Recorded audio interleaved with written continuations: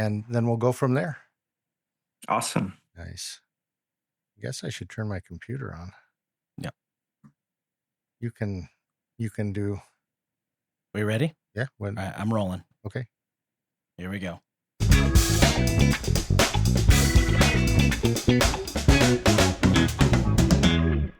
All right. Welcome to My Dad's Movie Podcast. I'm Mick Johnson. I'm the dad. And with me, as usual, my son, Tabor Johnson. Hey, good to be back. I do have one of my other sons with us. He's home from school right now, Alec Johnson. Hello. And we actually have two guests on tonight. One is here in the studio, and we've got one zooming in from Texas. So the one that's in the studio, Christian Downey. Hello. Yeah, I'm just a friend of Tabor's and Alex. We've worked together on a number of projects, and I was here on another episode as well discussing Takashi Yamazaki and Godzilla Minus One. Godzilla Minus One. That was an awesome episode. Absolutely. I like how you said Tabor's name first.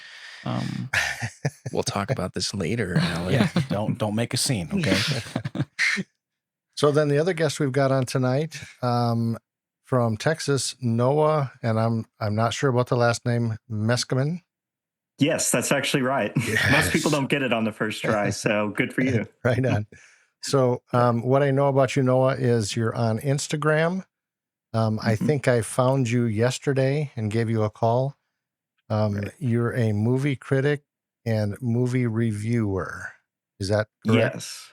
Nice. Yes, it's just something I like to do in my spare time. I've been doing the Instagram movie review thing for a few years now, since about 2018. So yeah, it's just a fun hobby, great way for me to share my passion for movies, and particularly movies like creature features like Jurassic Park and things like that. So. Right. Well, I think the name of your Instagram is Jurassic. Yes, it's a cinematic Jurassic. Yeah. So it's my love of cinema combined with my particular love of the Jurassic franchise in particular. Yeah, so it was kind of funny because when I came across Noah on Instagram, I saw the name Cinematic Jurassic, and I thought, man, we're doing Jurassic Park tomorrow. I should give him a call and see. Yeah. And boom, he's like, yes, let's do this. Yeah, got the ball rolling immediately, huh? That's right. That's awesome. I was a little surprised. I thought, well, he's probably going to say, well, I needed more time. I got stuff going on, but that was cool. Yeah. So tell us a little bit about you as far as like movies or things that you have going on. Well, like I said, I've been doing the Instagram thing since about 2018. I've always been a huge fan of the Jurassic franchise in particular. I vividly remember watching Jurassic Park on VHS for the first time when I was around 5 or 6, and I was already a big fan of dinosaurs at that time, and it just blew my mind and made me fall in love with not only dinosaurs and paleontology, but just filmmaking in general. So that was a big impactful moment in my life. And when Fallen Kingdom was coming around, I was just starting to get into the whole social media thing, and I thought, it'd be cool to like run a page specifically dedicated to things like the Jurassic movies. I was inspired by people like Clayton Fiority, if y'all know who he is, and other notable names in the Jurassic community like that. So yeah, it's just something that I just started up and it took off. And like I said, it's just been a great way for me to share my love of movies and Jurassic in particular. And Right on. Yeah. Nice. So. And Jaws. We're going to talk about Jaws. And I think you said you like Jaws also. Oh, yes. That's in my top 5 favorite films. My second favorite Spielberg movie right after Jurassic Park. So close second. Nice. Yeah. So tonight we're going to be talking about, who are we talking about? Steven Spielberg. And going to talk about Jurassic Park, the first one, and Jaws, the first one. The first one. Yeah. The only Jaws worth talking about, honestly. Pretty much. What's wrong with number 4? I was about to say, I have a guilty pleasure soft spot for number 3. So. Oh, number 3. Okay. I guess I didn't know there was that many. Yeah. Unfortunately. And I think I saw bits and pieces of the second one when we were supposed to be cleaning your office all those many years ago when you used to work for Dr. Jensen. Oh my gosh, that was a long time ago. Yeah. I think I saw parts of the second one on TV. There's just like a random channel. Yeah. like we should have another podcast called Parts of the Second One, where we just talk about the little bits and pieces of the second movies in the franchise that we've seen. At least I Right. think it was the second one. I remember it was like a CGI shark or something, and it looked kind of like they were moving a PNG. Oh yeah, no, that's On number screen. 3. I That's number think. three? Yeah, I was about to say that's Okay. the third one when it's coming to the glass window. And it's Yeah, about to break that's it. the one Yeah. that I saw parts of. That That takes was place in that was a SeaWorld. long time ago that I saw that. Nice. Yeah. Excuse me. And I've seen parts of the second Amityville Horror. Wow. Not anything to do with this. I just remember freaking Polly from Rocky losing his mind and killing his family, and I'm like, oh, Well, that was real. yeah, yeah, right. What was his name? Burt Young. Yeah. Went crazy. Christian, Yes. do you need a grape crush? I feel Ooh. like that's a staple to You're the podcast. Yeah. So- I somebody- mean, damn if, right it is. Grabbing one. Yeah, let's get it. if you're open to it, sure. I would love one. Thank Well, you. you can open it yourself, but we'll give it to you. Oh, okay. So Grape Crush, we always have this thing where we drink. For some reason, I don't know why it started this way, but every podcast we just have Grape Crush. It's like Hey, that's what we do on the podcast now. Is everybody drinks Grape Crush? that's awesome. Yeah. Oh yeah. And if I can get Grape Crush to sponsor us, Grape Crush, if you're listening right now, you guys are awesome. So It's exclusive. They don't sponsor anyone. When was the last time you ever saw a Grape Crush commercial? I don't know that I've ever seen Same one. thing with like root beer. They don't need to sponsor themselves. Everyone knows. Yeah, root beer's got like an underground following. But we believe I don't. believe it was on my VHS copy of Dennis the Menace when I last saw Yeah, a Crush okay, commercial. Yeah, I Yeah. do remember that. Yeah. I genuinely don't remember the last time I saw Grape Crush or root beer in a movie at all. Like someone just popping one open and drinking one. Like, Yeah. You know, it's really funny. I do remember that Dennis the Menace ad, and that was probably all it needed. No, One yeah. ad in Dennis the Menace, and that was enough to Took off after yeah, that. after that. That's right. Shasta could use a little work though. They're struggling Yeah. ever since that Mario promotion ended in 1993. Maybe we need to start drinking Shasta too. Yeah. Get them on this. All right, we're talking about Steven Spielberg. Yeah. So usually what I do on the podcast, we like to talk about the director a little bit, and then we'll get into the movies. So let's talk about Steven Spielberg. I figure when I was looking at Steven Spielberg, I thought, I can probably come up with 47 podcasts just off of him. Yeah. So we're just going to scratch the surface of Steven Spielberg right here. There's more movies to watch and more movies to talk about, so we got plenty of time. Yeah. Yeah. So what do you know about him? What do you like about him? Okay, so I know that Steven Spielberg was another one of those guys who started with his dad's Super 8 camera. I didn't read that. And He really did? Yeah, and Oh. was making movies everywhere he could. That's something that a lot of these big guys have in common, is that they were constantly making movies, any opportunity they could. And another thing I know about him is that I think it might have been Warner Brothers. He snuck onto the Warner Brothers lot and found an empty office there and turned it into his own office where he would sit and write scripts all day. And eventually everybody just kind of thought that he was an employee there. And so like he ended up getting credentials. You And was telling me able to- he George Costanza'd his way yeah, and so he would into Warner Brothers? Yeah, and so he would flash his badge at the security office, and they'd let him in, and he'd come in every day. And I think it was a couple months before they realized that he was not an employee there. Was it a real badge? Yeah, they just made him a badge. Oh, how Yeah, funny. I mean, what do they care? He's not getting a paycheck. You could do that in the 70s, You could Just- do anything in the just be 70s. like, hey, I lost my badge, and some guy would be like, I'll make you another. Like there was like no background check, nothing. Right on. And then after they found out that he wasn't working there, they were like, "Oh, that's pretty ballsy. Yeah. Would you like a job?" And so they gave him a job afterwards. You also can't do that nowadays. They'd be like, that's pretty ballsy. You're going to jail. Exactly. Yeah. Yeah. And his first movie was a movie called Duel, which is a car chase movie. Yeah. His So- first big one was Jaws. Yeah, that was his first like That was the breakout. major, that was the one that made him a household name. Oh, absolutely. Yeah. And, freaking A, to go from Duel, which was a made for TV movie, and then your first studio movie, you become a household name. That's insane. I mean, that's like rolling a Well, deep. don't forget, Sugarland Express was in between those as well. So. Oh, I don't think I know about that one. Oh yeah. Oh shoot. Yeah. It's a Bonnie and Clyde kind of story. It's got Goldie Hawn in it. It's really good. It's one of his most underrated films. Nice. Oh shoot. I'll have to check that out. Yeah, that was the film that actually got him to get on Jaws, because the producers of Jaws, Rick Zanuck and David Brown, they produced Sugarland Express. So when they were going to do Jaws and they needed a new director, they thought, let's get the guy who did Sugarland Express. So yeah, that's pretty cool. Mm-hmm. Yeah. There's still a handful of movies from Steven Spielberg that I have not seen. I think the only director that I've seen all of their movies is Quentin Tarantino. And that's because that's my guy. But I have not seen all of Spielberg's stuff yet.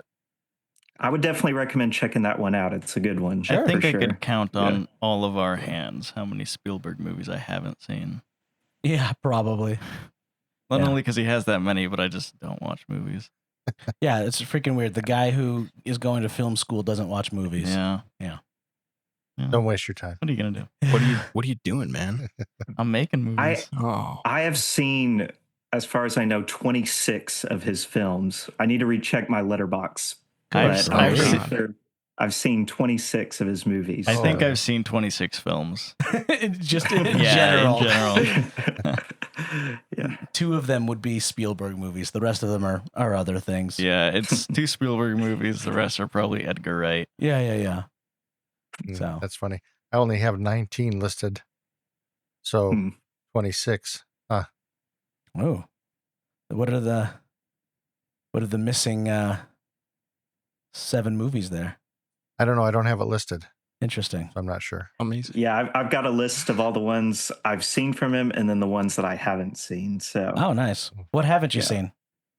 From him, the ones I haven't seen are The Color Purple, The Terminal, Empire of the Sun, Minority Report, Munich, War Horse, Bridge of Spies, and West Side Story.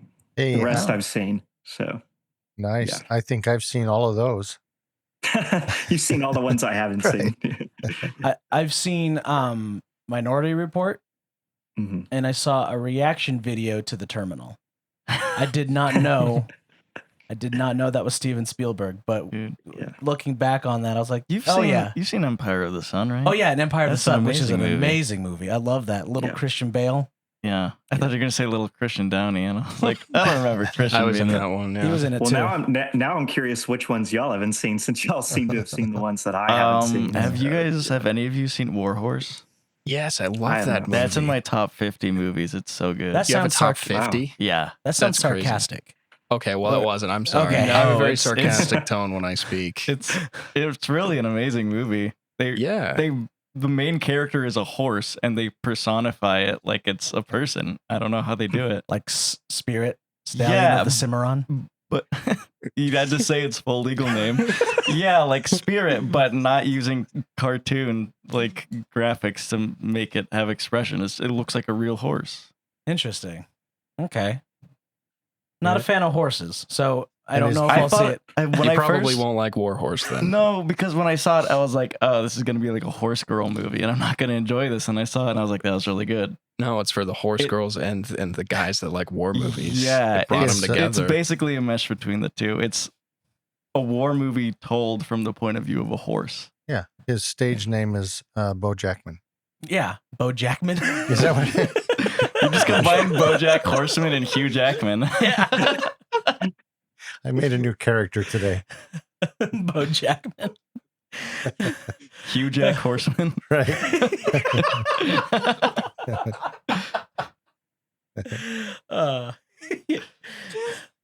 Well, there's our. I'm gonna put a little flag at 14 minutes and 39 seconds. There's our there's our little tag. Bo Jackman and Hugh Jack Horseman. All right. What do you got on Steven Spielberg, Dad? So, born December 18th, 1946 in Cincinnati, Ohio. He's an American filmmaker. Parents, mother Leah. She was a concert pianist and ran a kosher dairy restaurant. And father Arnold was an electrical engineer involved in the development of computers. Huh. That's pretty cool. Nice. If you want to get a good dramatized, dramatis, I don't know the word, rundown on his early life in filmmaking. Fabelmans. Yeah. Good movie. It is. I would argue that's his best movie of the 21st century so far, one of them. Right up there with Catch Me If You Can. So, Oh, Catch Me If You Can was yeah, fun. That's an awesome one. That's Yeah. a good one. Yeah. See, and it's really funny is that anytime someone said, "Have you seen The Terminal?" For some reason, I would think Catch Me If You Can.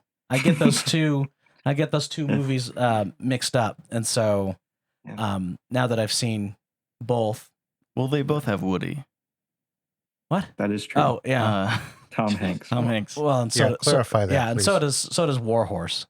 If Tom Hanks is in a movie, there's a 50% chance it's directed by Steven Spielberg. Yeah, no kidding. Yeah.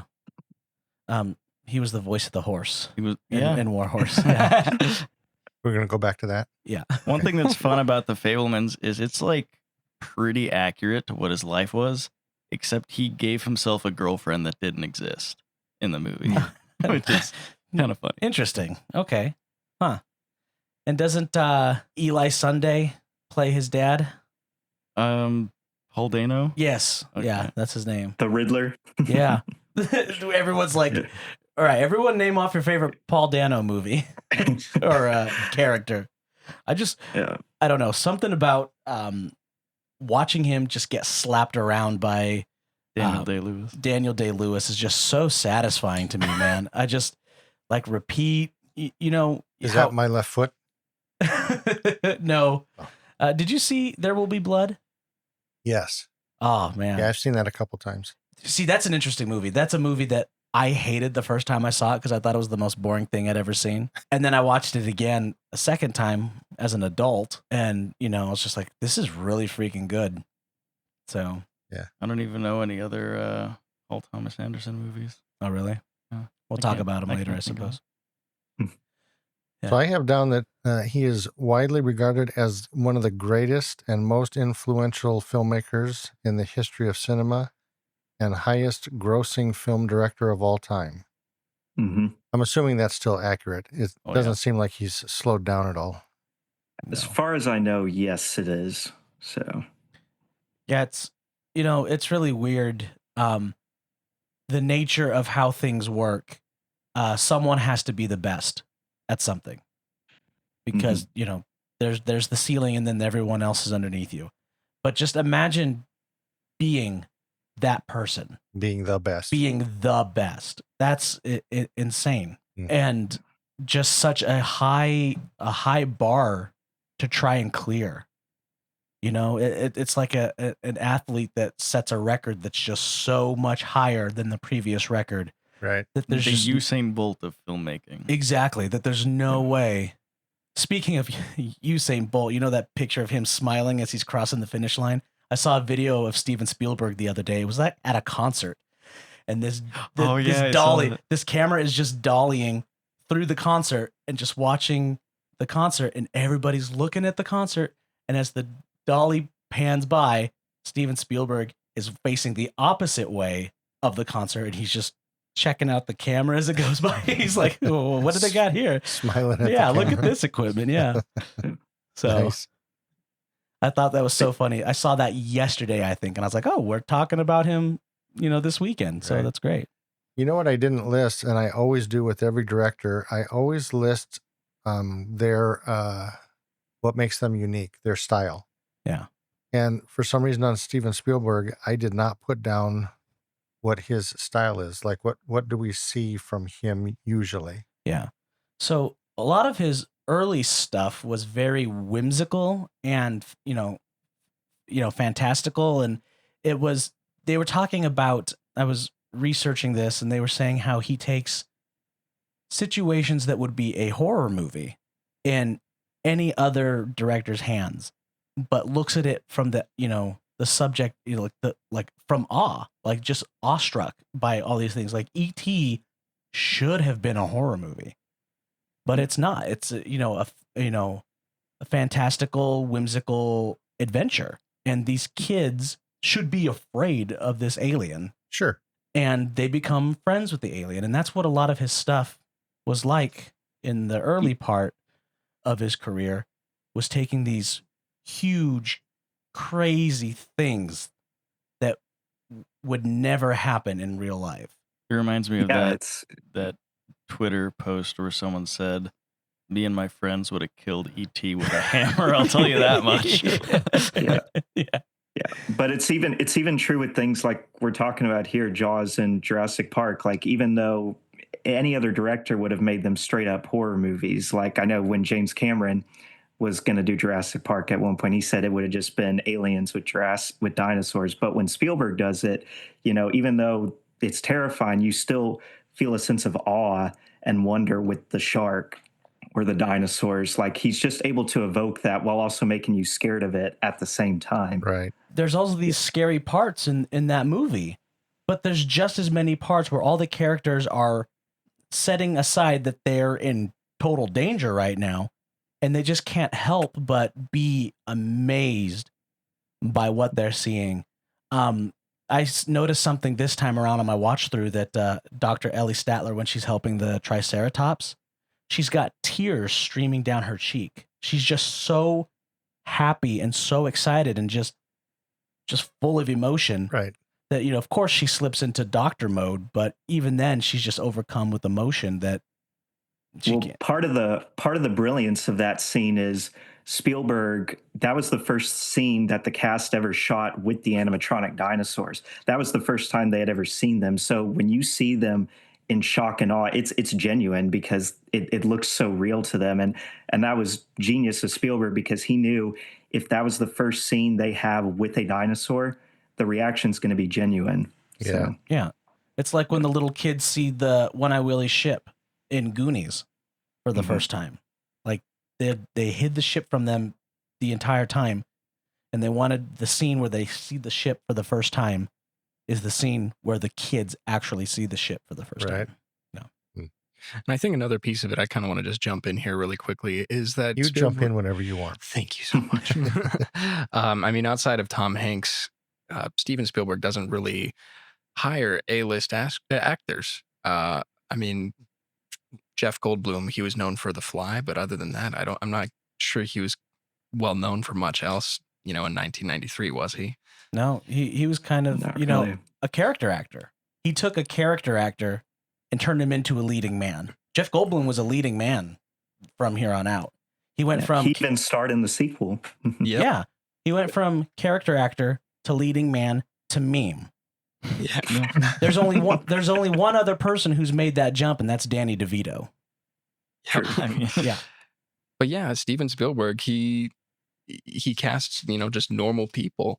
And that's who Alan Grant and Ellie Sattler were, even Roy Scheider's character in Jaws and all of those guys. That's what I love about Roy Scheider, is that he's just he's a guy that you could run into on the street. Right. He's a normal human being. He's not some glamorous. He's at the hardware store picking up some stuff to go fix something at his house. Yeah, exactly. Well, he picks actors that you could believe in the roles. Like, I could believe Laura Dern and Sam Neill are genuine paleontologists. I could believe that Richard Dreyfuss is a marine biologist who knows a lot about sharks. Like, he just picks actors who you would believe in those roles rather than who's the biggest name at the time, to make it feel more authentic. Right. Casting is so important, and it kind of goes by the wayside nowadays, because now movies have become less about art and more about packaging a product that you can sell to people, that also has to be sellable to China. Yes. China has to be able to see Timothée Chalamet's face on it and be like, Willy Wonka, I'm down. Mhm. And Tom Holland and Chris Pratt. Yeah. I mean, that's something that they flat out say. Chinese customers and exhibitors say, we want beautiful Hollywood stars. They literally say that. Like, You're right. yeah. And they want a story that you're able to follow without speaking the language.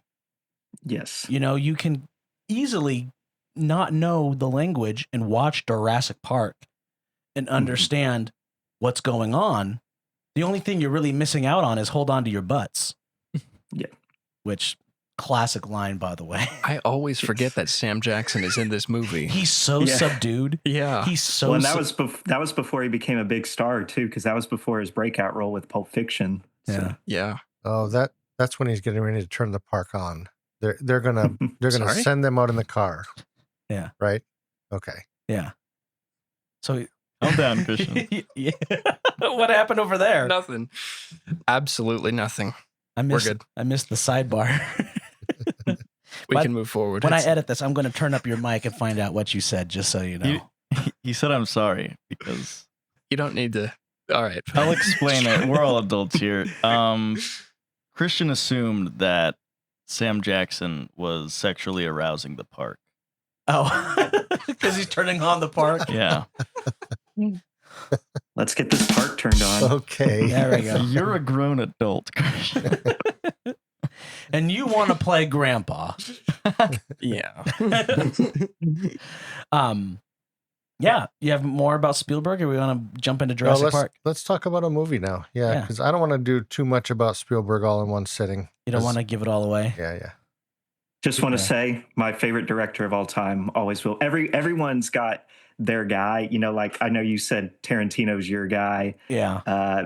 Spielberg's that's my guy. Yeah. Like I've always been a Spielberg guy. He's the one. He's Edgar Wright over Yeah, here. man. Edgar Yeah, Wright. I remember him saying Edgar Yeah. Who are Wright. you? Spielberg. Yeah, Spielberg. Yeah. You? So I have no idea. I didn't know we were going to have a quiz. So Yeah. come back to me. The quiz is about you. You didn't have to prepare for this. All right. Let's talk about what do we want to do first? Why are you looking at me? Let's talk about Jaws first, because I feel like you'll have a lot to say about Jurassic Park. Jurassic Jaws. So yeah, Jurassic Jaws. Jurassic Jaws, the ultimate crossover. Dude, that'd be a killer movie. So yeah, let's talk about Jaws. I love Jaws. Easily in my I top know. 10. You know what's really funny is we were sitting down to watch these movies, and excuse me. Heavens. Allow me to clear my throat there. Cut that. Yeah.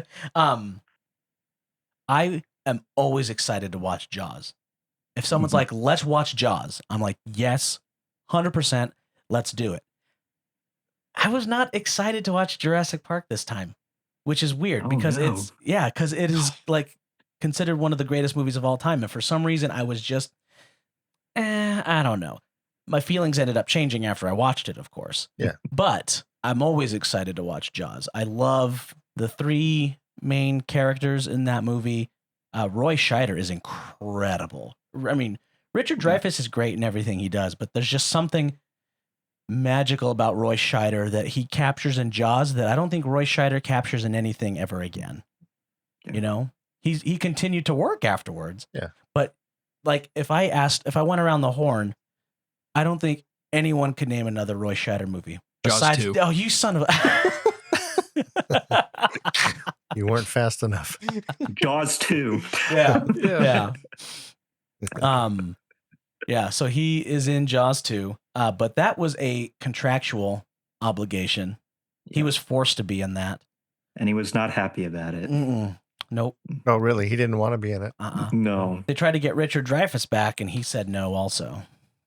How come? Can't capture the magic of Jaws. Well, it was because he was doing Close Encounters, right? He had a legit excuse. Oh. I thought that was the reason Oh, why. yeah, that's right. He was in Close Encounters. That's one I haven't seen. Yeah. Haven't seen Close Oh, Encounters yet. that's a great one too. That's yeah, all but right. I think that's why Dreyfuss couldn't do it, if I remember correctly. Yeah. Roy Scheider is just phenomenal. He's such a real person. I think giving your character fears, like Spielberg does with Chief Brody, that's fleshes out your character so freaking much. And I love there's that scene where Brody's wife is talking about, yeah, he has a fear of the water. It even has a name. What's it called? And he just looks at her and goes, drowning. Right. And And he's living on an island. yeah. It's only an island if you look at it from the water. Yeah, Uh-huh. I remember. I caught that line this time around. Yeah, and Richard Dreyfuss is like, okay, That makes a lot of sense. yeah. Freaking Quint, Oh, always gosh. a blast. I think that's what makes me so excited to watch Jaws every time. Is just the madness of Quint. Just watching him do Farewell and adieu to ye fair Spanish ladies. Yeah. You should write a dissertation on him called The Madness of Quint. The Madness of Quint. His speech though on the That's my USS favorite scene in Indianapolis. the movie. Oh my God. That's Spielberg's favorite scene too, wasn't it? Yeah. Yeah. Yeah. Was the Annapolis, was I'm assuming that was a real ship. Yes. Yep. Yes, And it it really was. sank. Yeah. Yeah, that's So- that's a true story. Mhm. The only thing they got wrong was the date, but that's a mistake. Yeah. Yeah, 'cause it actually happened in July, but in the movie they say June. But Oh, okay. Yeah, I'm not watching it again. Yeah. it may have been for copyright reasons. Who knows? But Yeah, it could have been. The only one I know about is the Edmund Fitzgerald. Yeah. What was it? 1,300 men go into the water. Only 300. 1,100 men. 1,100. 1,100 men. The ice cream man, he takes the rest. Yeah. 316 come out. Yeah. Sharks took the rest. What was that movie? Master of Master Disguise. When he's like the ice cream man, he take the rest. Right. That was a Spielberg movie, right? Yeah. Master of Disguise. Yeah. Who did Master That of was Disguise? that was a Happy Madison movie. I know that. I'm positive it was. Yeah. It's just like someone farted and that director, that fart directed the movie. Gonna have to censor that. Mom's not gonna listen Mom to won't this. like that. Yeah. I'm sorry, Papa. That's crazy. At least once a month, the word Energico pops into my head. Now I want to rewatch Masters of Disguise. We'll bring you back on for that episode. We still need to do the Monkey Bone episode. Oh, Monkey Bone's going to be That's a what we blast. should do. We should just zoom him in and watch the movie. Yeah. It was you who told me that story about when they hit the second tower. Yeah. During the filming of yeah. Master of Disguise. Filming Master of Disguise. And he comes out. the Turtle Club. Yeah, he comes out. he was wearing his like Turtle. Yeah, and he came out and was like, everybody stop! he's like, I've got some bad news, everybody. He's talking about the Twin Towers, Oh my dressed gosh. as the turtle. And everyone's like taking off their hats and having a moment of Yeah. silence. And He's in a turtle suit. yeah, Yeah. exactly. Am I not turtly enough for the Turtle Club? Yeah. Oh, What a man. weird, that's surreal. Like someone lived through that. Someone got to witness that. Yeah. Speaking of Twin Towers, that's what started the Whitest Kid You Know Yeah. sketch group. That's also what started My Chemical Romance, Oh, cool. which consequently ended Ellen DeGeneres' career. The What? slippery slope of that is crazy. Yeah, we can talk about This that is later. totally not related. Yeah. But Okay. 9/11 ended Ellen's career. Let's just put it that way. Put a pin in that. I want to know Just about keep this. swimming. Yeah. Yeah. Speaking man. of swimming, we watched Jaws. So yeah, just the characters in that movie. I know bringing it right back are just, and even the side characters too. Like a character I noticed this time around was Brody's deputy. Oh, Jeffrey Oh, Kramer's yeah, yeah. character. Yeah. Such He's a great. such a small little part, but he does so much with it. There's no cardboard cutouts. Mhm. Every single person in this movie is a real human being. Like that woman who's like, "Are you gonna close the beaches?" That I only remembered her one line, but she is in the entire movie. You can spot her in different parts of the movie. Yeah. And I guess she comes Well- back in the sequel. yeah. Well, again, I think another sign of Spielberg's genius with that was, I think one of the reasons the townspeople feel so real is a lot of them are real Martha's Vineyard residents. Like they weren't Oh. trained actors. That's smart. So that helped make the town feel more real. Like the guy who plays Ben Gardner, when we get them silly bastards down in that rock, he's not an actor. He's a Martha's Vineyard resident, and he actually gave Spielberg a lot of lines for Quint. Like he came up with, "It's not going down to the pond chasing bluegills and tommycott." So Oh wow. yeah, so that's one of the reasons I think the side characters work so well is they're real people from Martha's Vineyard. That's cool. I did not know that. They even got the author of the book to have a cameo in the movie. He was the reporter. Yeah, it's the news reporter. Oh, Yeah, really? Peter Benchley, I believe is his name. I almost said Blatchley, Yes. but Blatchley is Exorcist. Okay. So those are very similar names. Holy mackerel, that's going to get confusing. Speaking of the extras, there's another part that I laughed so hard when I watched it, where Richard Dreyfuss like, it's a tiger shark, and the guy goes, Wow. What is this bite radius crap? what? I'm gonna stick your whole freaking head in there, man. That's another great thing about Jaws is it is so quotable. Like I could quote at least 90% of that movie, if not all of it. Like, I was looking at quotes from it. There's hundreds of them. Yeah. What's that one? That's a sign of Carl Gottlieb's brilliant writing in it. So what's that one that Mom says all the time? You're gonna need a bigger boat. Well, yeah, that's the one. But that's my favorite. Yeah. Was it like you got a bad hat? Oh, that's some bad hat. That's some bad hat, Harry. Yeah. Yeah. I actually wanted to use that line in the promo video that we're going to shoot for this episode. I have an idea for a promo video that I want to do. Oh, did you see the place that you're supposed to send those? What? Nicholas said something. That group chat. Yeah. The ideas? Okay. Yeah. Okay. Yeah. There's another line. I say this all the time when I have a coworker who's complaining about the work that they have to do. And I'm like, I can go slow ahead. Why don't you come down here and chum some of this shit? That is a great line. And it's a great scene too. Just how nonchalant Bruce is. He just comes up. Yeah, because that's like our first proper reveal of him in the movie. And what's crazy is it's over halfway through the movie. Yeah. Yeah, you don't see the shark a whole lot.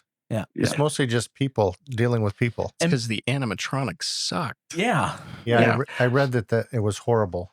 Yeah.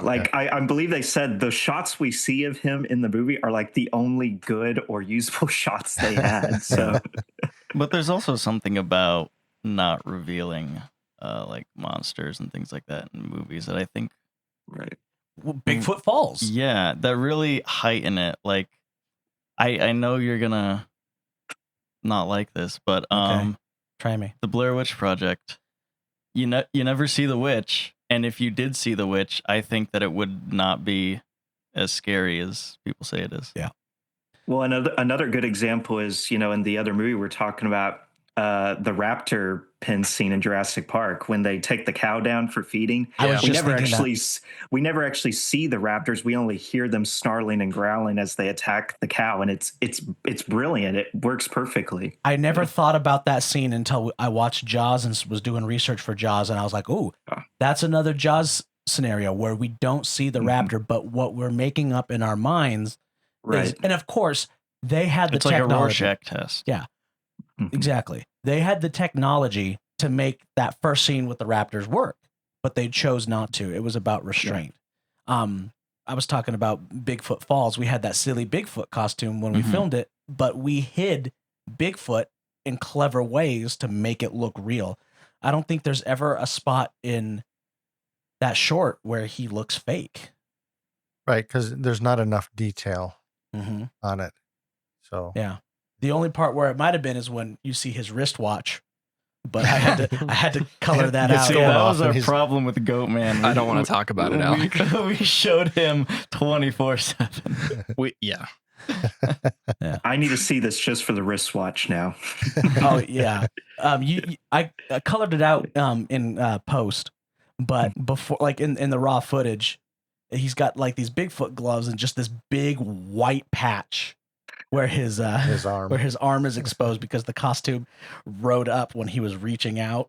So when his arms were down, it would go to where it was supposed to be. When he lifted his arms up, it was like a 3-piece suit. It would just that happens more often than you think. I don't know if y'all are Star Wars fans, but in the original theatrical cut of Empire Strikes Back, when the Wampa reaches up to get the tauntaun, you can actually see where the glove ends on the Wampa. And so for the special edition, they had to go back and, of course, digitalize it so that you don't see the seam anymore. So, yeah. Let's not talk about Star Wars special editions and stuff.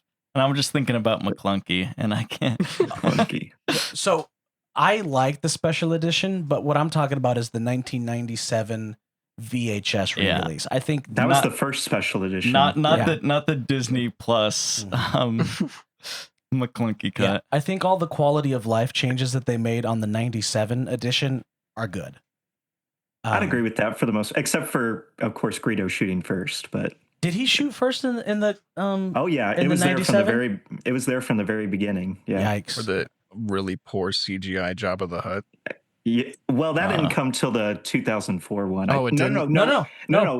I'm wrong. It was in the 97. The only difference is for the 2004, they modified the CGI model a bit. So Yeah. In the 1997 version, my mom bought that for me for my birthday, and we were watching it, and Jabba the Hutt comes out, and she goes, "What the hell is he doing here?" well, it's just, it's just so dumb. I don't want to get on tangent about that, but I'm like, why would you do that? It ruins his buildup in Return of the Jedi. But that's another conversation. Yeah. That's funny. Cool thing about Jaws, you guys probably noticed it this time around. You've probably seen it enough times. The freaking shooting star that just goes across the. This is my second time watching Jaws, by the way. And last time I saw it, I think I was somewhere around 8 years old or younger. So it kind of traumatized me. Yeah. Understandable. The shooting star? No, not the shooting star, just the movie. Oh, He was horrified of the shooting star. I was far less traumatized this time, but being like 6 years old and watching that boy get eaten, I was like, that's not fun. When That's he turns Alex Kittner into a human squib. Yeah. Yeah, Well, that's one of the infective things about watching Jaws as a kid is, that's sort of like your POV, like, oh gosh, that shark attacked a kid. He could get me, Yeah. So POV more like PTSD. Yeah. Like when I watched it this time around, and you just see that fountain of blood coming out where Alex Kittner used to be. Oh, that scene was brutal. I was just like, yeah. this is PG. Yeah. Like, how do you get away with that? To this day, I still don't know how that movie didn't get an R rating. I was like, because of course PG-13 didn't exist at the time yet. But every time I watch it, like when the blood's spurting out of Quint, when the shark drags him in the water, I'm like, how did this not get an R rating in 1975? I don't get it, dude. And Quint being killed at the end, still to this day haunts me. Just that scream that he lets out when he gets crushed. He talks about it like in his speech as well, like that high pitched screaming, like that kind of foreshadows his own death as well. Oh, it's just so brilliant, so brilliant. Well, I think there was another death scene in the movie. It was the guy in the estuary.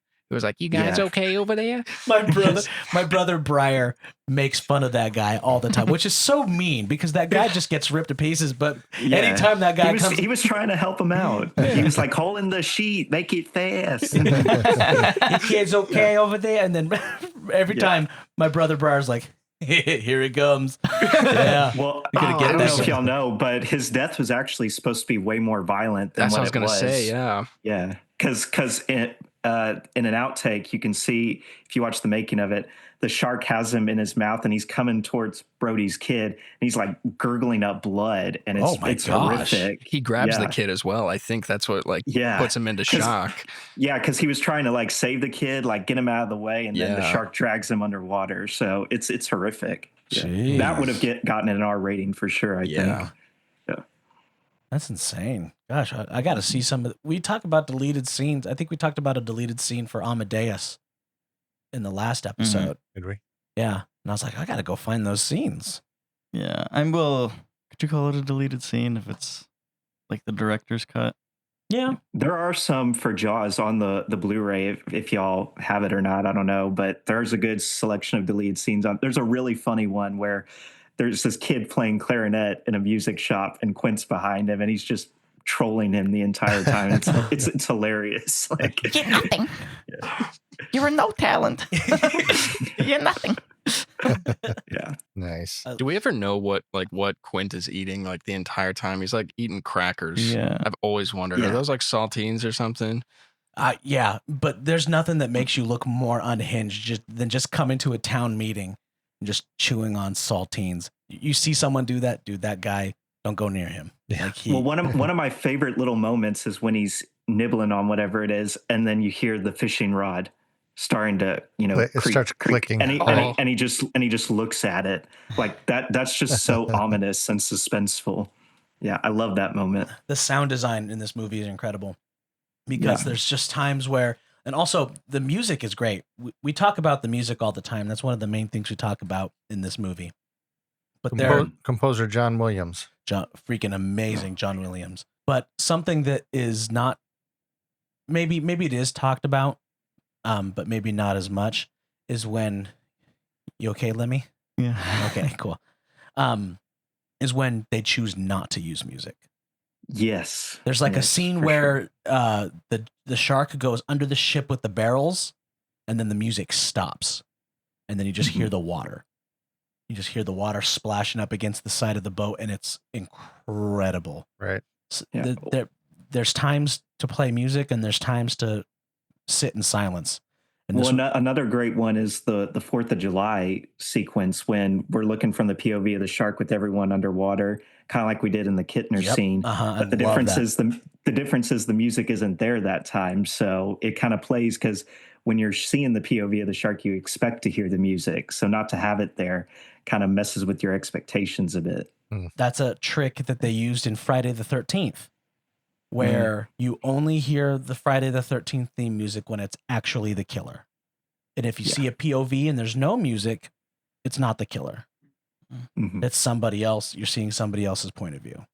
So that John Williams, so I guess he did the score and then showed it or had Spielberg listen to it, and I read Spielberg laughed and said, "That's funny." No, really, really, what do you have for me? He thought it was too simple at the time. That's why he laughed. He was like, "Really? That's it?"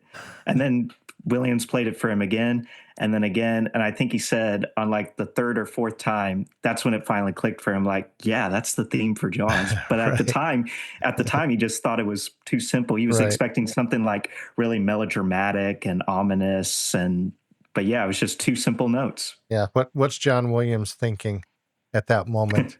Spielberg's laughing at him. Okay, what do you got for me now? But we do get that majestic music during the chase scene when they're chasing after the barrels, and it's that whimsical and it's triumphant. Yeah, and it's so funny is that is 100% John Williams, but when you listen to it, you're like, that's also 100% Spielberg.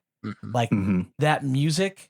If someone said sum up what a Steven Spielberg movie is using music, it's the chase scene from Jaws and that chase music. That music is a Steven Spielberg movie right there. I think that's one of my few complaints about the music is how it'll go from like that low suspenseful to like the intense music and then turns kind of like triumphant and whimsical at moments when I feel like maybe it shouldn't.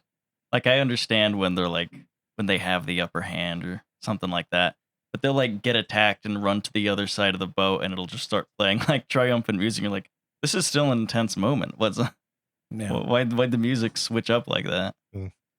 Well, I think what makes it work is there's moments when the shark's attacking and it mixes the adventure music with the Jaws theme. Like you can hear bits of it in there. Yes, it'll go back and forth, and I think that for me anyway, that makes it work better.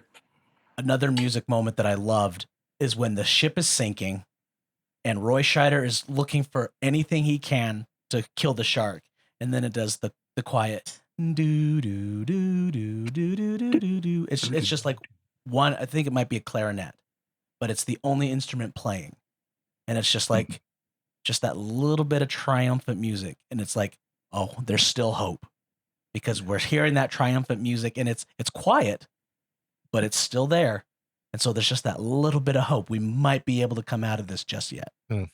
Man, that final music though, when he's shooting at the shark, that just gets you pumped up. Oh like, when he's aiming down at it, like smile, you son of a Yes. Oh, so good. That's such a good line, and that shot that they have of just him, just the madness in his eyes. Right. And it's funny because he's sinking lower and lower. Yeah, you wonder if he's going to go underwater before he gets the shot off.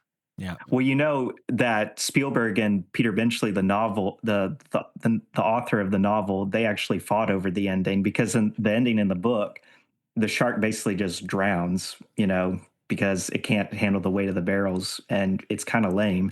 So and anticlimactic. So for the movie, Spielberg wanted to do the air tank exploding, and eventually told him, Spielberg, that's ridiculous. It's not realistic. It couldn't happen. And Spielberg's like, I don't care. I want to do it. People are going to love And it.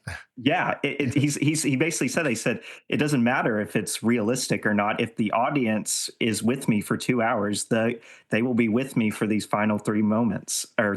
So yeah. Quentin Tarantino once said, I will not let realism get in the way of me telling a good story. Exactly. Yeah. So who brought up the shooting star? I did. Okay. So I had read that the shooting star, for a long time, people were saying that it was real. But then it's also that it's not real. They actually put the shooting star in after in post. Really? Yeah. I think what I read, I didn't put it in my notes, but what I read was they were using a filter on the camera to make it look at nighttime, but it was not nighttime when they were actually filming that part. So they put the shooting star in afterwards. To help it feel believable? Yeah. Interesting. And give people something to talk about. Ooh, did you see the shooting star? So yeah, I will admit, looking back on it, you can kind of tell the night moments aren't actually at night. Yeah. You can tell it's just a really dark filter, but Yeah. that was the technology at the time. Right. That's what they had to use. So, but I never thought about it now until you brought that up. Like, yeah, that wasn't shot at night. I can tell. Yeah. It was impossible to shoot at night back then with the Yeah. low sensitivity of film. If you were on land, you had to have a ton of lights. Film was so low sensitivity that you even had to have lights during the day to light your scenes. You had to have big, giant HMIs on these giant stands lighting your scene because there was just not enough light during the day. Which is why every behind the scenes like of a movie ever is just people dabbing their sweat because they're just being cooked by lights. Yeah. And so there's no way you're going to be in the middle of the Atlantic Ocean or no.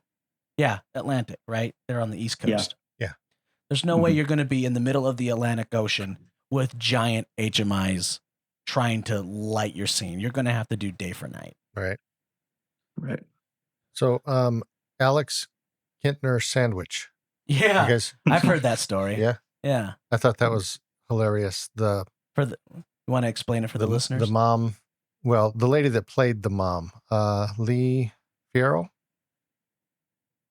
she went to a restaurant years later, and on the menu is the Alex Kintner sandwich. And she's like, oh my gosh, what? And I don't know if I think he was the owner of the restaurant. Is the boy who played Alex Kintner, played by Jeffrey Jones. There he is. That's crazy. I knew he'd make his way in. Oh, Jeffrey Jones. Good old. I'm sorry, Jeffrey Voorhees. They wanted Jeffrey Jones, But they couldn't get him. he couldn't fit into the bathing suit. That is crazy, though. Yeah, he had the restaurant. Yeah. So that's kind of cool. And she talked to the owner and she was like, hey, that was the name of my son. And I was in Jaws and that was the name of my son. And he goes, that was my I'm your name son. in Jaws. Yeah. And she Right. goes, oh, it's like she didn't even recognize him. Yeah. I thought it was going to be a completely different story. I was like, really? this sounds like it's going to be brutal. Yeah. Alex Kintner sandwich. It just, Well, that's basically what the shark had. So. Yeah. yeah. Just all that ketchup shooting out of the ocean. Oh gosh. Alex Kintner gazpacho. So what else about Jaws before we move on? Christian, you got something about Jaws? What do you? No. Okay, good enough. Come on. Christian's done. You gotta have something, man.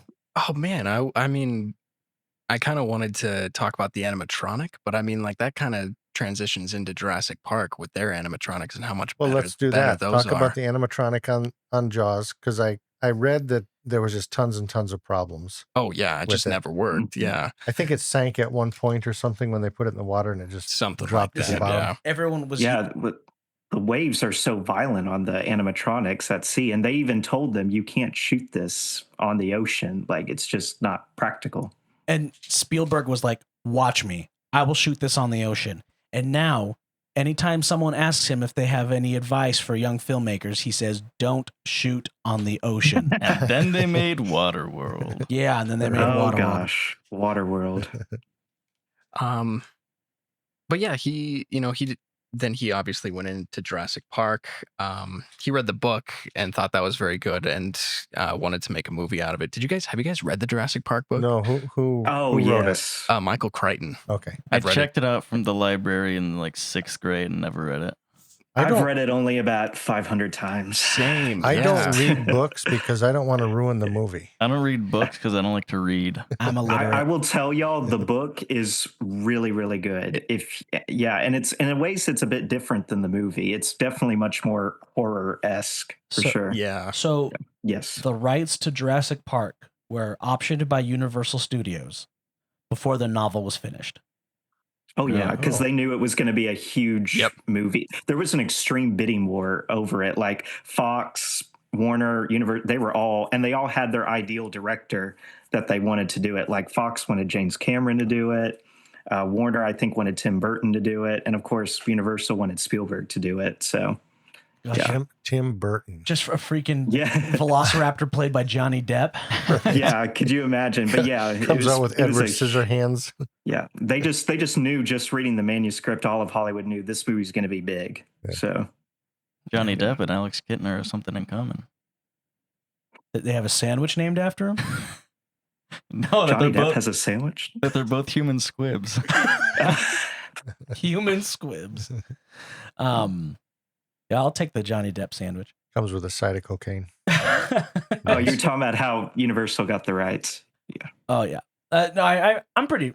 Yeah, I finished up what I was going to say about that. I think that pretty much sums it up.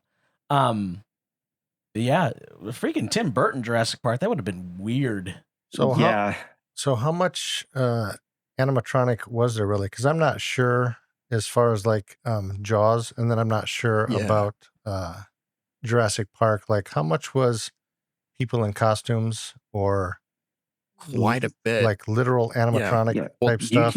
You'd be surprised how little of Jurassic Park is actually CGI. Most of it is animatronics. Initially, Steven Spielberg wanted all of the dinosaurs in all of the scenes to be animatronic, but of course you couldn't do that. He went on the ride King Kong at Universal Studios, and of course that had a huge animatronic gorilla. Right. It had, moving muscles and everything. You could interact with it. And that's what he wanted for this movie. Now, obviously, that's too expensive and you couldn't do that. So obviously, they did make animatronics, but everything, in pre-production, what they wanted to do was go motion, stop motion. With good old Phil Tippett. Yep. Oh, he got screwed during this production. Poor Phil Tippett. Yeah. That's a sad story. The line that Ian Malcolm says, we're out of a job, don't you mean extinct? That's Tippett's line. Yep. When he saw the CGI dinosaurs that ILM was making, he was like, I'm extinct. Yeah. Well, yeah, because Spielberg, he didn't like the go motion. He thought it was too jerky. It didn't look realistic enough to him. And so who was it? Michael Lantieri that came in that was like, I got this CGI thing that we got going on. And it was a bunch of people at ILM that worked with Dennis Muren because they were doing like tests with CGI skeletons of Gallimimus and T-Rex. Yeah. And they basically just called Kathleen Kennedy and Spielberg in and were like, hey, come check out this test we're doing. And when they saw it, they're like, that's the future right there. Absolutely. That's the future of cinema. And Phil Tippett, while he got kind of the short end of the stick, they still used him in the production because he had a vast knowledge of how animals moved with go motion. And so what they did was, I'm not sure the exact mechanics of how he helped to operate the CGI dinosaurs, but basically they had like some kind of mechanical rig that he could move with his hands to help kind of inform the animators in their journey to finish the product. It was basically like, it was a stop motion animatronic that when they moved it physically, the movements would be translated into the computer for the CGI dinosaur. So it was sort of a blend of stop motion techniques and CGI where you move it and the movement goes into the computer. Yeah. Have you guys seen and it worked quite well. Have you guys seen the animatics that Phil Tippett did for the movie where it's like a stop motion scene that he created? I love the Raptor Kitchen one where the tongues are coming out. Oh, yeah, the lizard tongues. Yeah. Yeah, when they showed that to paleontologist Jack Horner, who was like the scientific consultant on the movie, he was like, "Whose stupid idea was that?"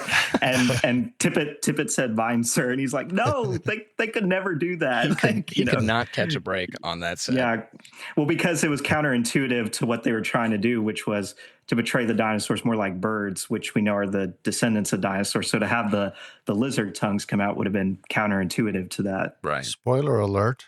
Yeah. So I was researching. I was like, all right, so they're talking about how dinosaurs evolved into birds, and I was like, but that can't be all of them.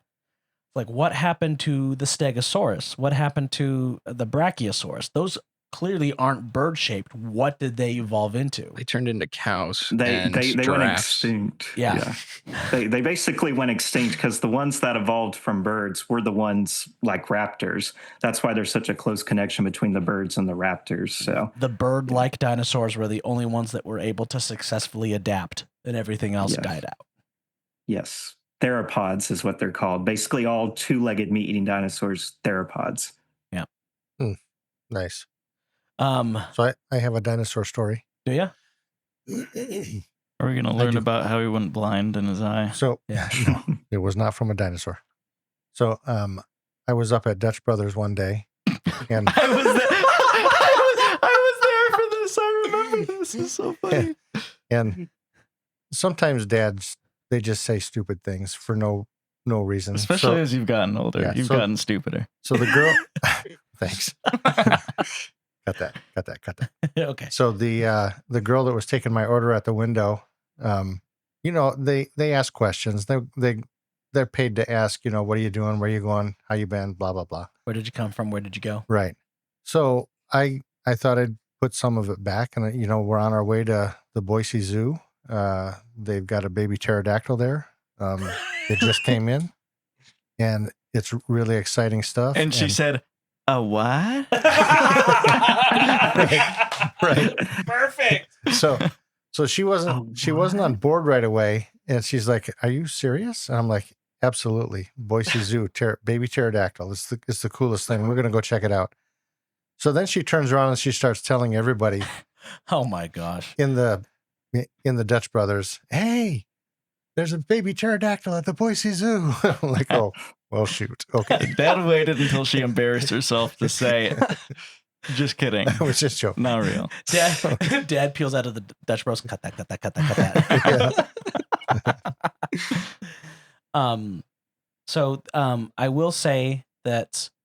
Oh, speaking of Phil Tippett, did you see that tweet where someone took a picture of his title card at the end credits that said "Dinosaur Supervisor Phil Tippett," and they said, "You had one job to do, Phil."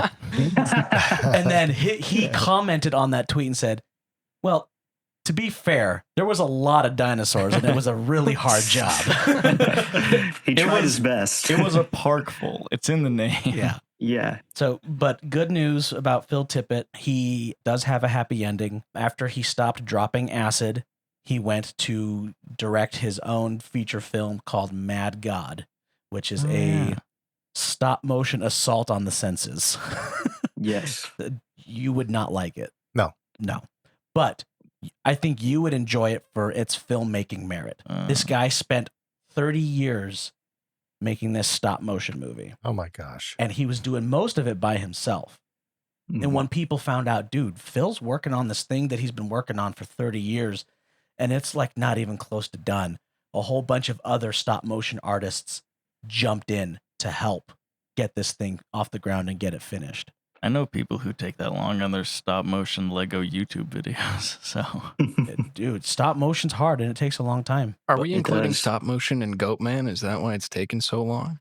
Oh, dude, stop. that would make it like 10 times scarier if we made Goatman stop motion. Yeah. Can you Holy imagine crap.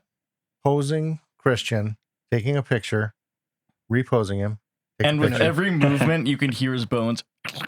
That It's too, but you also got to replace like the model of like skinny me within my brother, who is not as skinny, and then Tiger. Way to sandbag your brother. Oh, and then And there's also the one shot of Zeke. yeah, there's a shot of Zeke in there somewhere. No, I'm so sorry. There's a lot of stuff that you're not picking up on here. It's no, it's fine. It's making me want to see this movie. Like I'm like, I need to see this Bigfoot walks and things like that. So I need to see Goat Man. yeah. Oh no. So We'll see what happens. Yeah. but yeah, there is something there is definitely a charm to stop motion that I think even the best CGI, even though I'm glad they went with CGI in Jurassic Park, there is a charm that stop motion has that I just don't think can be replicated. Because I'm a huge Ray Harryhausen fan. I love stop motion. So I wanted to Willis shoot O'Brien, all those guys, absolutely. yeah. I wanted to Jason shoot and the Argonauts is one of the greatest movies ever made. Skeleton fight, yes. That's so Yeah. neat. The Jason and the Argonauts fight is what directly inspired Army of Darkness. That's what I was thinking Yeah. of, was the skeleton That's right. fight. all in the Army of Darkness. skeletons and Which is funny because I was thinking of making Goat Man. Like if we were to do a stop motion version, the first thing I thought of was stop motion Linda in Evil Dead 2. yeah. What was I going to say about? We were talking. Oh, it was a shooting star. No. Yeah. So apparently that's not real. No, I was talking about how I wanted to shoot my own movie where it's modern movie, digital cameras, everything brand new, but the monsters in the movie are stop motion. Like I want modern stop motion, and I think that would be so. And all these people are seriously like no tongue in cheek. It's just these people running away from stop motion monsters, and I thought it would be so cool. Can we do that for Rat's Nest production? Could we do a kaiju movie like that? A stop motion kaiju. That would be awesome. Yes, please.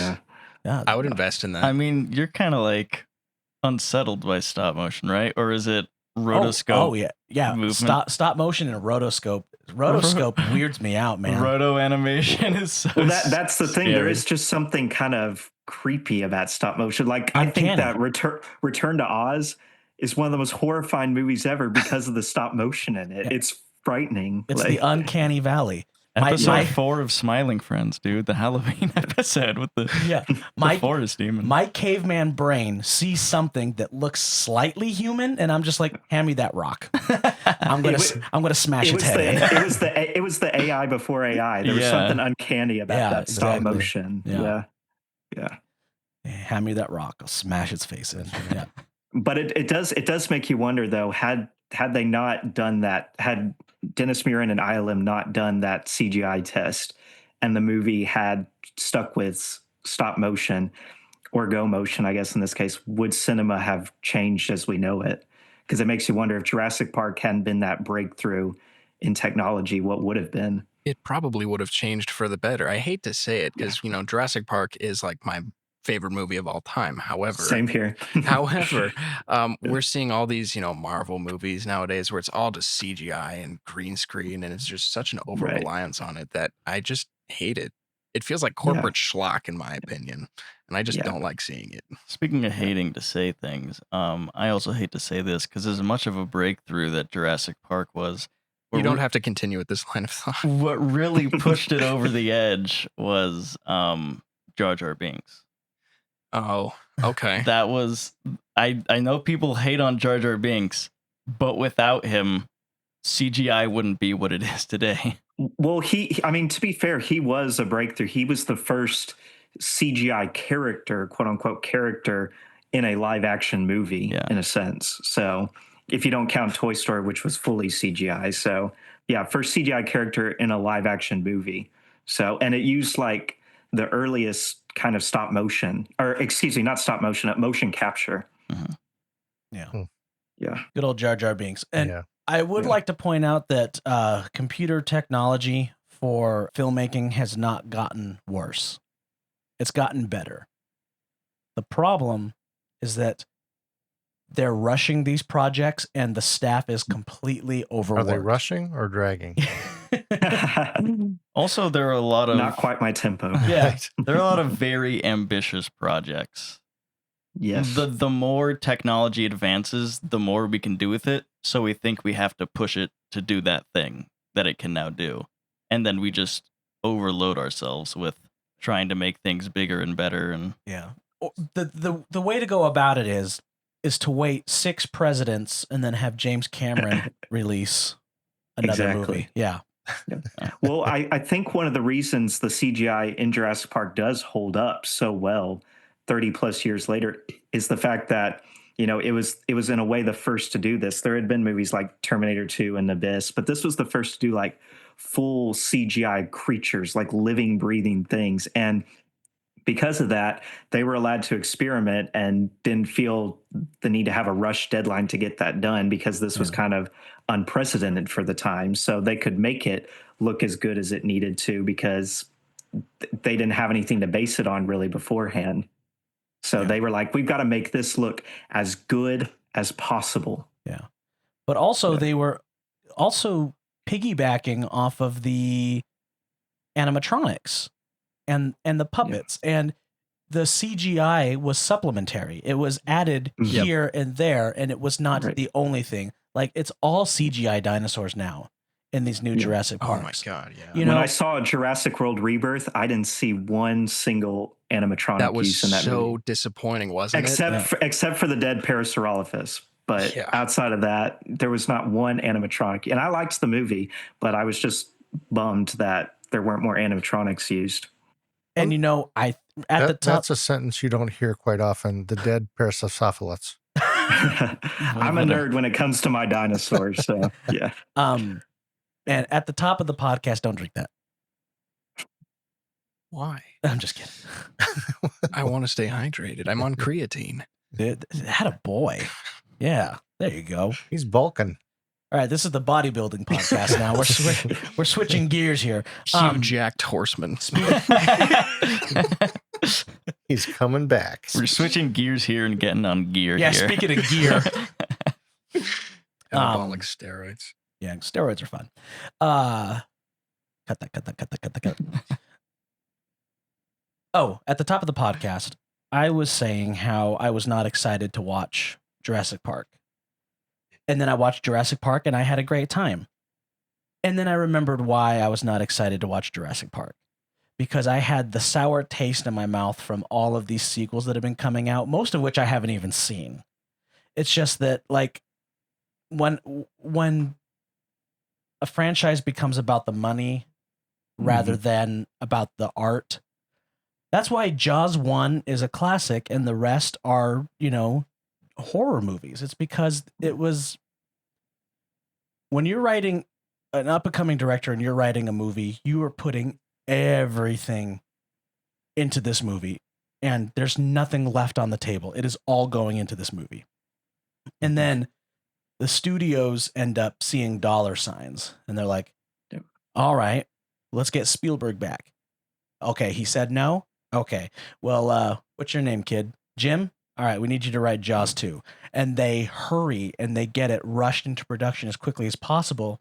And they take a summary of what Jaws was. If you said, what is Jaws about? Like, oh, these guys hunt down a shark.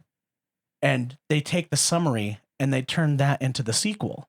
But that's not what Jaws is. It's not just these guys chasing a shark. There's a lot more to Jaws. There's a lot more to Jurassic Park. The message behind Jurassic Park is that we are messing with science that we don't understand. We're trying to play God. Alan Grant is a man who hates kids. And over the course of the film, he slowly has his heart softened and eventually ends up liking kids at the end of the movie. All these characters are human beings. Also, John Hammond low-key fat-shaming Nedry. That was a blast. Where's Nedry? Check the vending machines. I wanted to chime in about Nedry. I met the guy who played him. Wayne Knight? Yeah, I met him. He's one of the nicest guys in the world. He seems like he's super cool. I've heard so he's great. Oh, he is a great guy. I'm a huge Seinfeld fan, so I love him as Newman on that show. He is just so great. So how did you end up meeting him? So it was on the street. No, I'm just kidding. I went to a convention. It was Fan X in Salt Lake. It was a couple of years back, and he was one of the actors who was doing a panel. Oh, right on. And so I went just for him, and I got to meet him, and I got to take a picture with him and get an autograph. Oh, it was great. Yeah, that's awesome. Yeah, he's really cool. Going just for Newman. That's something you don't hear. Right. Yeah, he's great. When you saw him, did you say, hello, Newman? Well, unfortunately, it was, I think, that was during the strikes, so I had to be very careful about like what questions I asked him and what I said to him, because like a lot of the actors could not talk about the projects that they were working on or had worked on because of those strikes. Yeah. Also, so the amount of times he probably hears that. Yeah. I didn't know that they weren't allowed to talk about past projects during strikes. It was crazy. Yeah. They had his assistant come up and like say, hey, you cannot ask any questions about any like previous projects. And it was like, that's a bummer, because I don't know what I'm going to ask him now. No Space Jam questions? Damn. Right. So now you just walk up and say, hi. How's your Tuesday? You know what that makes me think of? It makes me think of The Godfather, when they ask Michael Corleone the question, and then freaking Tom Hagen covers the mic and whispers something to his ear, and then he gives that response. There's just some guy who covers the mic, whispers into Newman's ear real quick. I can neither confirm nor deny that I was in a dinosaur movie. Just a little 2-inch Kramer in his ear telling him what to say. Dude, I went and saw a band called 2-inch Kramer. 2-inch. That was my nickname in high school. 2-inch Kramer. Now I want to binge watch Seinfeld again. Dude, I will endorse that. Do it. Go ahead. Yeah. It's my favorite sitcom. Love it. I wanted to speak to your point about like the sequels to Jurassic Park. I mean, I think Hollywood is just full of sequels and unnecessary sequels. They're looking for money. Absolutely. Are you coming into this defending the sequels? Or I will defend the sequels because part of it is solely out of nostalgia. I'll allow it. Well, I mean, from Jurassic Park, we're going to cut this anyway, so whatever. I will defend The Lost World as a legit good movie until the day I die. That's the point that I'm going to come to is, from Jurassic Park 3 up until this most recent one, it's like, these kind of don't land, especially that last one, Dominion. That one I hated that. That's the only one that I legit dislike. That one's trash. The whole series. They made a franchise about dinosaurs and made a movie about bugs, but we don't need to talk about that. But they brought back Spielberg and like the original writer and pretty much everyone from the first movie into the second one, except for Alan Grant, Ellie Sattler. They brought back Ian Malcolm. Even Michael Crichton saw the success of the first movie and was like, and everyone was forcing him to write a second book, even though he didn't want to. So he went in, wrote the second book. He didn't finish the second book he didn't finish the second book and they had already started making the second movie. So that's why the second book and the second movie are so different. Yeah. They're very different. The one thing that's really keeps them together is there's a family of T-Rexes, Ian Malcolm, a second island, and the trailer attack scene. And everything else is completely different. Spoilers for the book, but Ian Malcolm does not make it to the end of the first one. So in the second one, the writer was just like, so technically he actually did survive. People were just wrong about that. It was whenever I read The Lost World and that comes up, I always think of that scene with Mike Myers and Princess Bride where he's like, he's only mostly dead. He's not totally dead. I got better. Mike Myers, you mean Mike Wazowski? Yes. What's his name? Billy Crystal. Billy Crystal. Why did I say Mike Myers? I meant Billy Crystal. Yeah, because of Mike Wazowski. Yeah. I think it's fine to defend sequels as long as the sequel maintains the integrity of the first. And that's what The Lost World does, 100%. I haven't seen the second Jurassic Park. You should. Because I haven't seen most movies, but I assume that it does. Like, that's one thing that I think is why a lot of people don't like the new Rambo movies, because the first one was a drama. And you watch it about coming back from war. And you watch it and you're like, this is amazing. This is like really emotional. And then the people who made it were like, oh, it's successful because of the action. It's like, that's not the point. What's Rambo about? Oh, it's about this guy who is fighting these cops and he's got a bunch of guns and stuff and just blows up this entire town. And they're like, okay, let's do more of that. They're not getting the undertones. They're not showing you the scene where he walks all the way to his friend's house just to find out he's dead.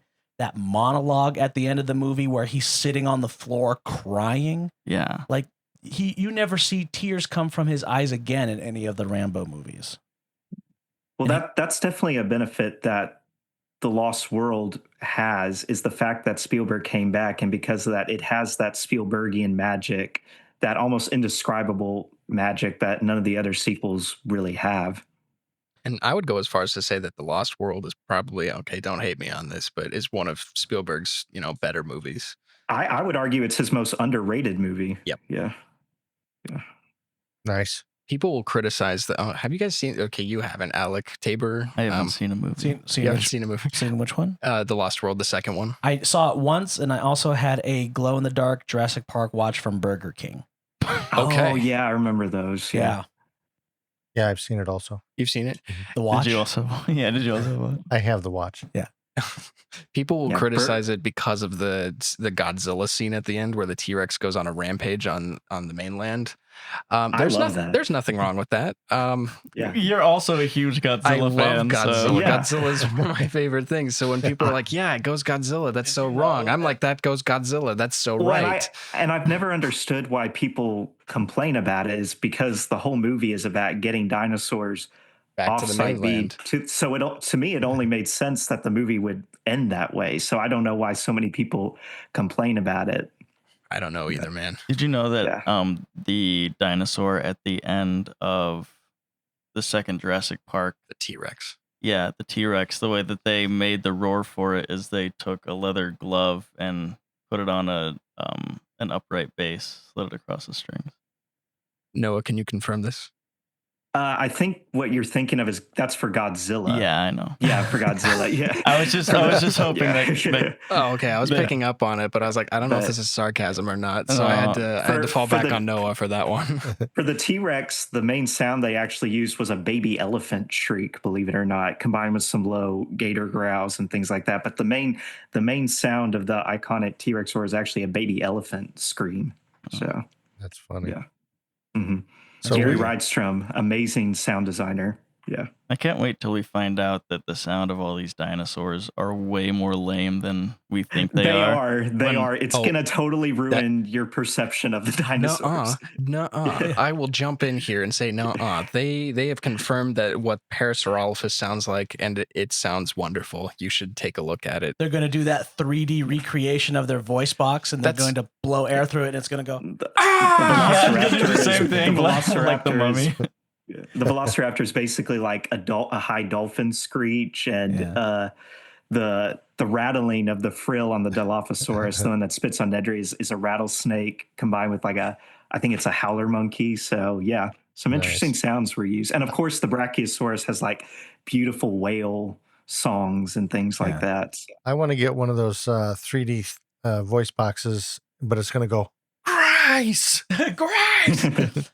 A 3D recreation of Jeffrey Jones's vocal cords. Right. Yeah. So we have about 10 minutes left. Oh no. Yes. So let's, what else do we want to talk about?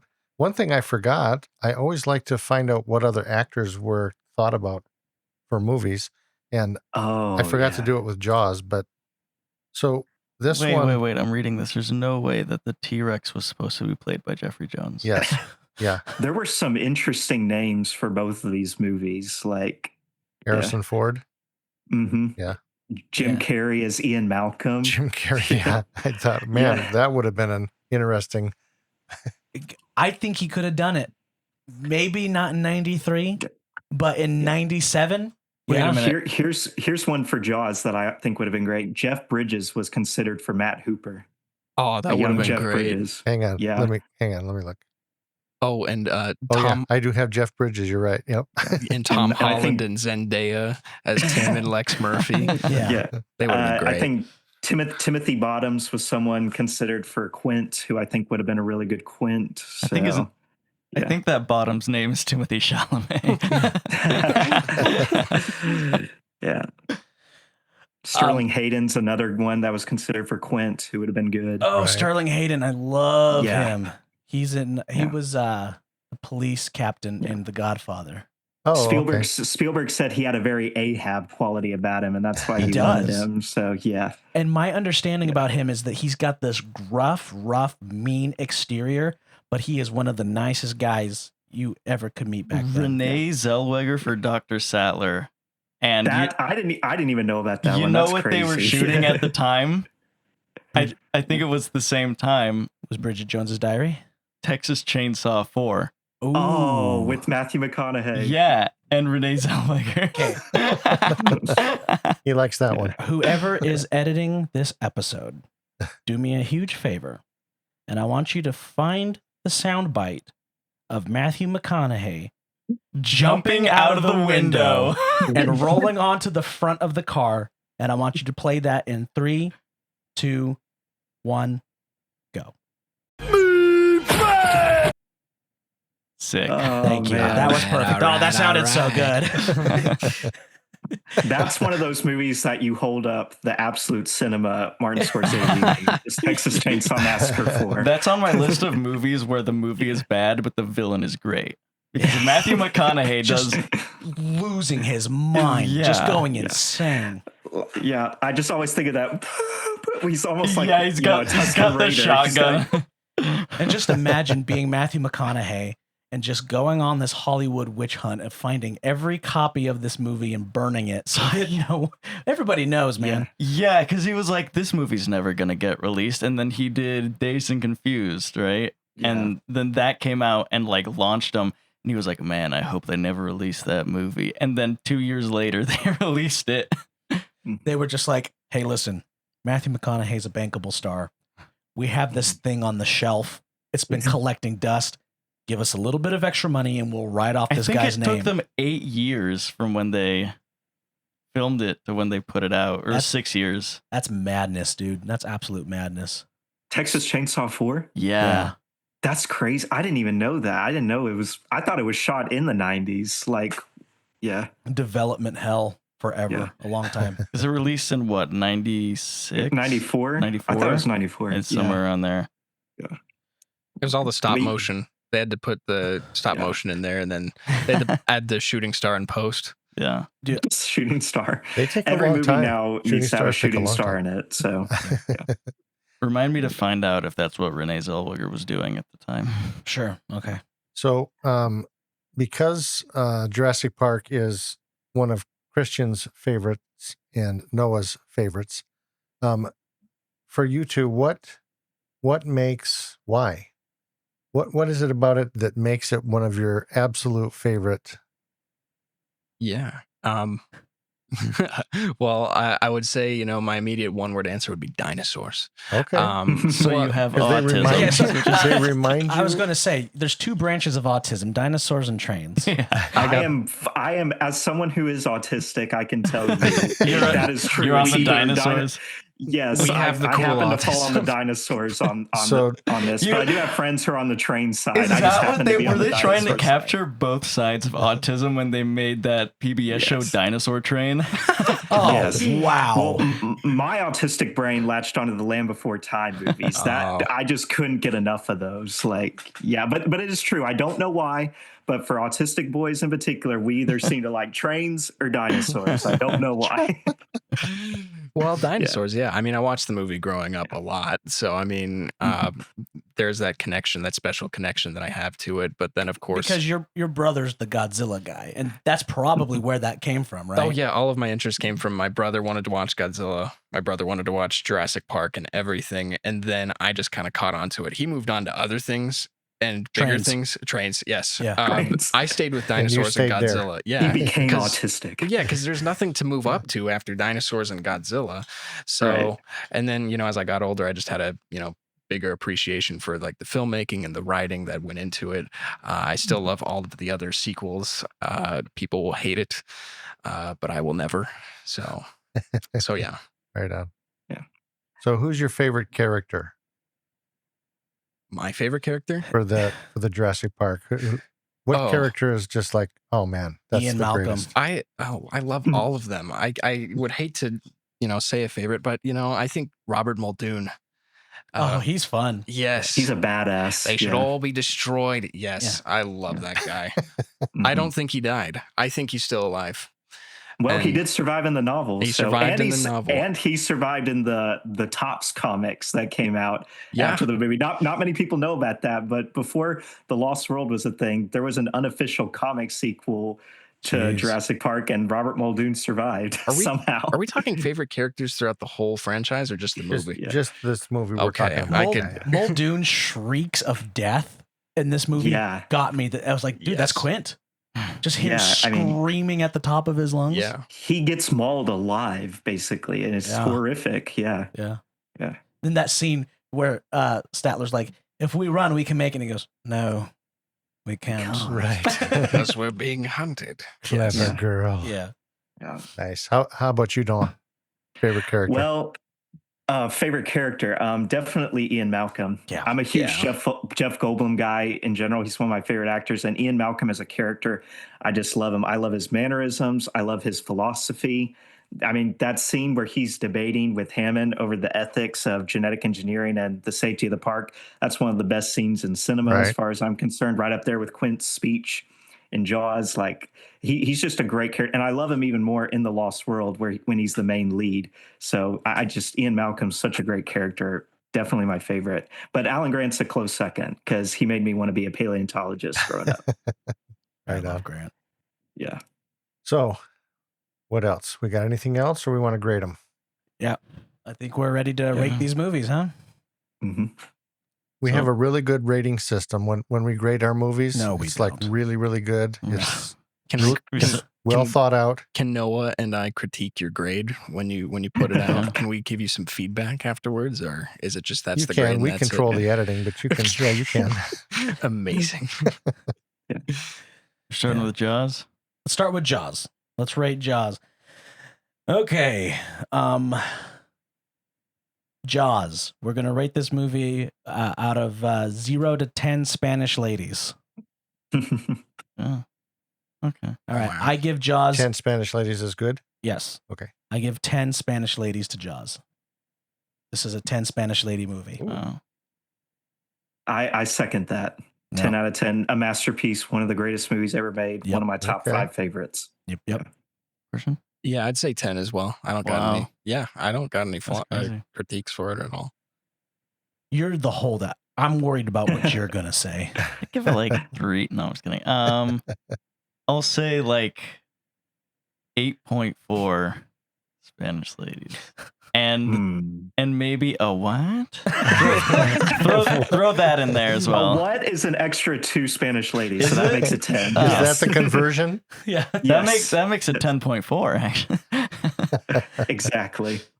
Yeah, What? I'd probably go with 9 Spanish ladies, simply because I was tricked about the shooting star thing. But other than that, it's pretty good. 5 movie podcasters go into the water. Only 4 come out.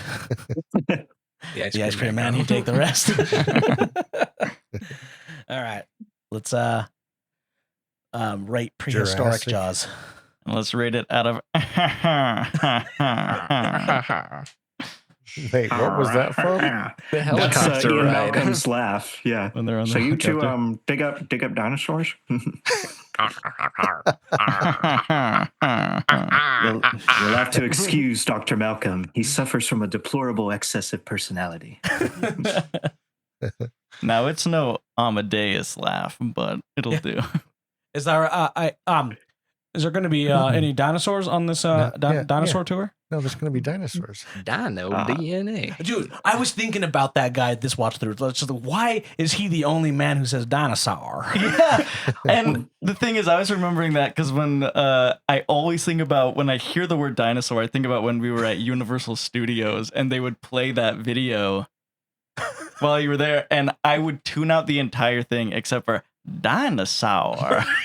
Well, that scene right there with Mr. DNA, that's the brilliance of David Koepp, because he came up with that. That wasn't in the novel. In the novel, there's these huge exposition chunks about how they make the dinosaurs, but Koepp and Spielberg found a brilliant way, I think, to summarize all of that in one little scene, animated scene. And I think that's brilliant, because exposition scenes can either be great or they can be terrible. And I just thought that was a great way to do that. And Get it out of now, the way. and now we can make a baby dinosaur. All right. What do we I will give this 9.5 Out of 10. out of 10. I need to know what the 0.5 is for. The I must know. The 9 is for how solid the movie is. And the 0.5 is for check the vending machines.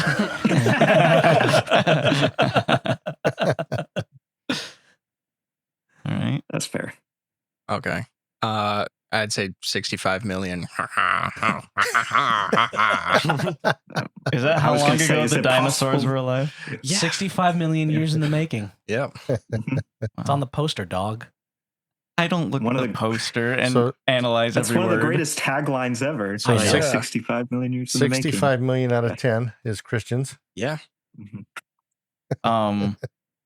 I give it like a 8.2 out of 10.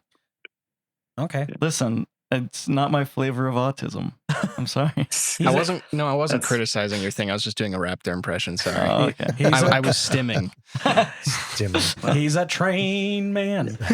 Do-do-do-do-do-do-do. As the autistic person on here, I will give it a 66 million out of 10. Oh, So 1 more million than you. Oh, man. it is my type of autism. Yeah. I'm upset about this. Hold on. 65 million what? 66 million. 66 million what? 6 million of the. There we go. Yes. We did it. All right. So I'm going to give it 9. And 1, I'm going to run you over when I come back down. Oh, I love that line. Again, it's just like with Jaws. Jurassic Park is just so quotable. That's the sign of an iconic movie, I think, is how much of it are you able to quote? Right. I've said that to at least one of my, each of my cats at least once. I'm going to run you over on my way back When I down. come yeah. back down. Right. All right. Nice. We watched some good freaking movies this weekend. Yeah, we did. All right. We, Anything else to add? Everybody good? Everybody feel good about this? My father's dead. Oh, that's right. still. Still, yeah. Yeah. Okay. So there's been no change on that No, since no. the last podcast. No, we've been working on it. We'll keep checking in just to make sure. Let's get some dinner after this. I'm so hungry I could eat John Charles Downey III. I could use an Alex Kittner sandwich right now. That sounds pretty yeah. good. Alex Kittner sandwich. All right. Yeah. I just said I was going to eat Christian's dead father. Anyways, how do you know the full name? That's ridiculous. I'd rather eat Randy. all right. All right. Let's get out of here. Ready? Nobody's eating anybody. All right.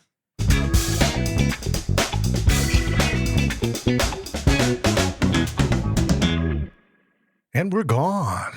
A what?